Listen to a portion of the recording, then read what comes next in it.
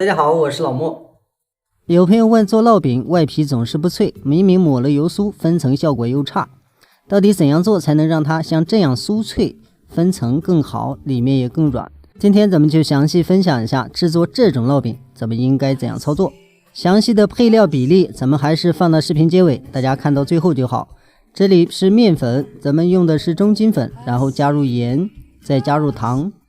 和烙餅面加上鹽，能讓咱們烙餅的延伸性更好。加白糖也是一樣，加了白糖之後，咱们這個餅皮可以拉得很薄很薄，這樣就能讓它變得更脆。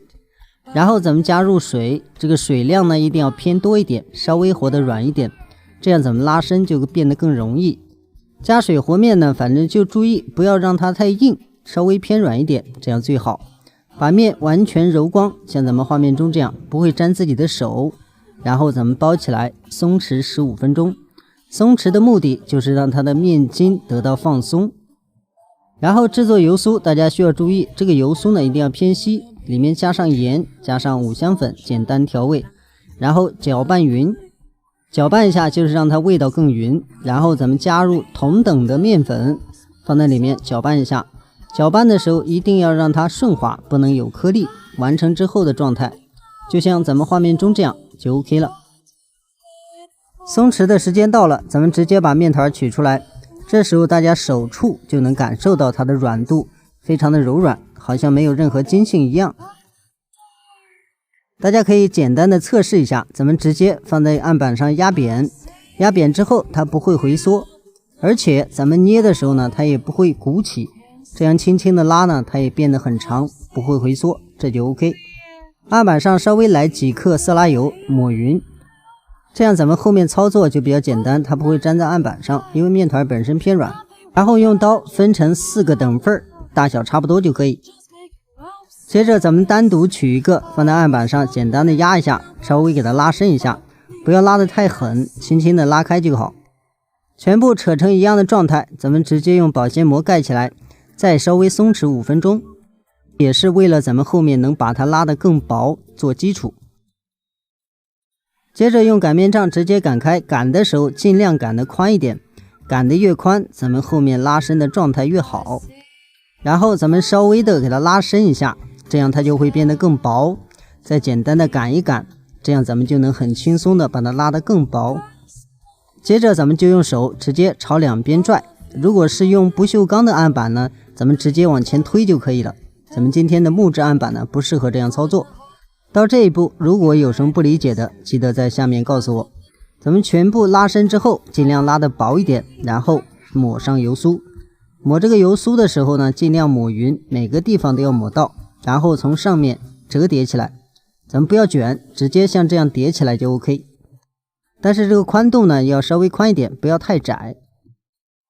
疊好以後，咱們直接反過來。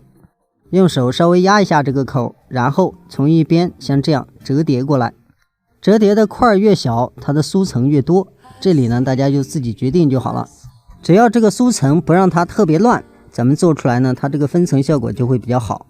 咱們這樣疊好之後，用手輕輕的壓一下，壓一壓，主要是讓它接口這個位置呢不會自己開。然後這樣，咱們餅皮就算制作完成。做好之後，咱們這個餅皮呢也要稍微的鬆一下。鬆個5分鐘，這樣咱們後面擀就比較簡單了。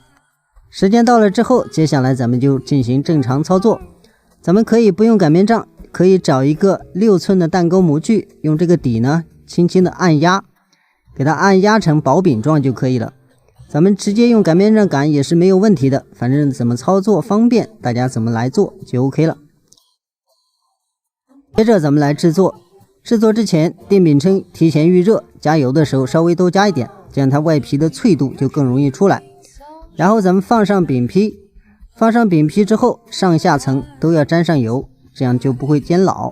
然後蓋上蓋，用大火燜4分鐘。咱們直接開蓋，大家可以看到，基本上它的上下面已經着色。這時候咱們翻個面，如果電餅铛是新買的，它比較勻，咱們就不需要翻面。咱們這個翻面之後呢，還是燜4分鐘。再次開蓋之後，大家可以看它的顏色呢，基本上就上的差不多了。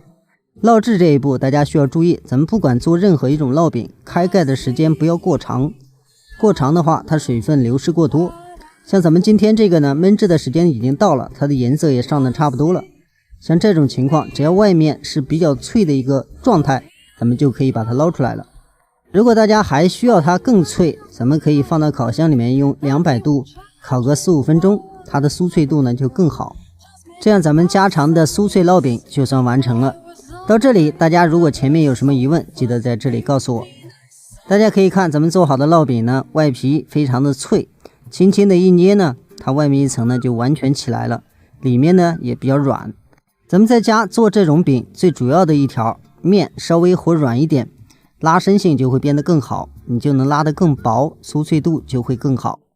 今天的配比，這裡是150克中筋麵粉，然後油酥用的色拉油準備25克，鹽準備1.5克，白糖準備3克，麵粉準備25克，最後是水準備75克，溫水或者常溫水都可以。咱們的視頻就到這裡，再次感謝您的支持和觀看，咱們下期視頻再見。